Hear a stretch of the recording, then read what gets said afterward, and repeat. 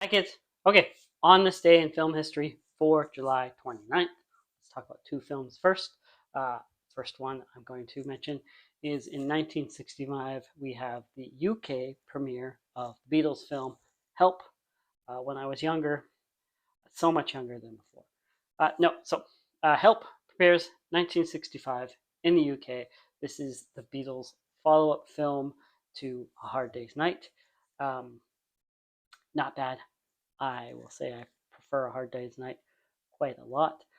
Beatles were very busy, middle of Beatlemania at this point, desperate for a vacation.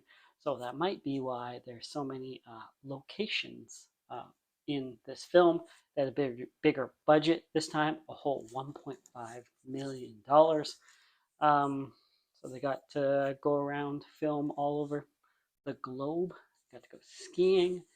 Um, and they're in color this time. Richard Lester directed A Hard Day's Night. He's always been taller than me. And the film grossed about $12.1 million. Not bad, and turn of profit there. Surprise anybody with the Beatles in 65?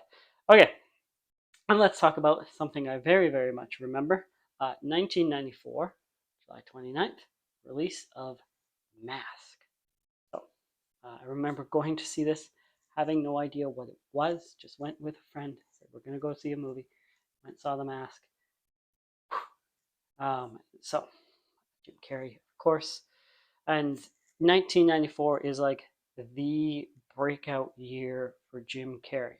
So, film, $20 million budget, $350 million at the box office. But prior to The Mask, I had not yet seen, but others had.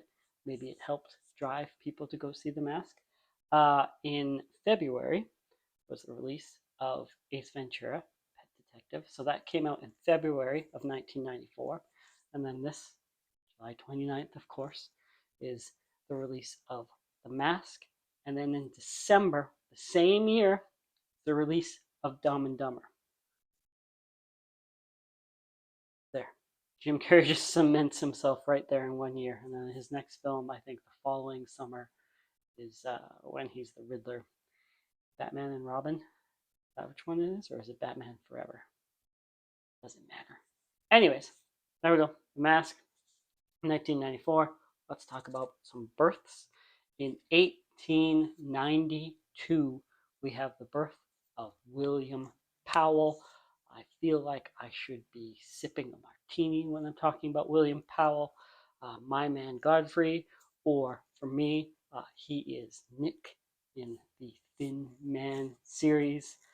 William Powell died in 1984. If you haven't seen any of the Thin Man series, I don't know who you are.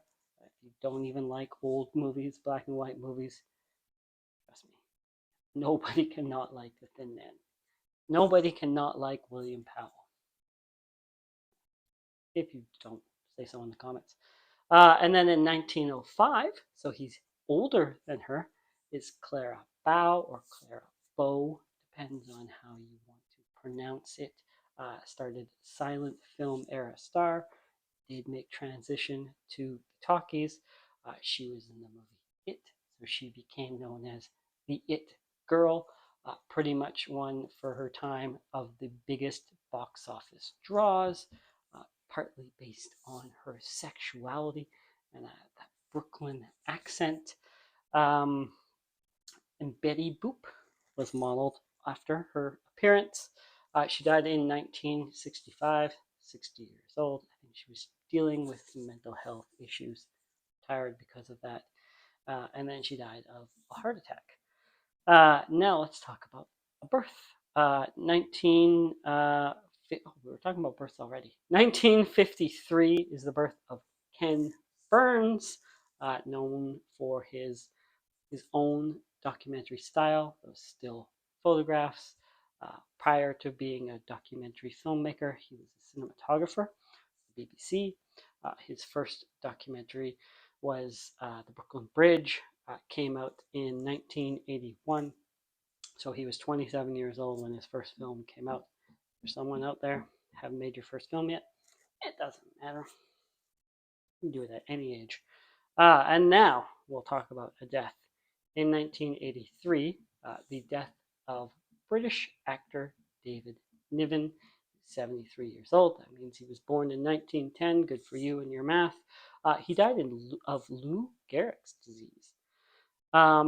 Around the World in 80 Days, Mutiny on the Bounty, Wuthering Heights, whenever they needed that kind of British guy. Okay, 6 minutes is enough for that on this day in film history. Thank you for watching. Like, subscribe. See you tomorrow.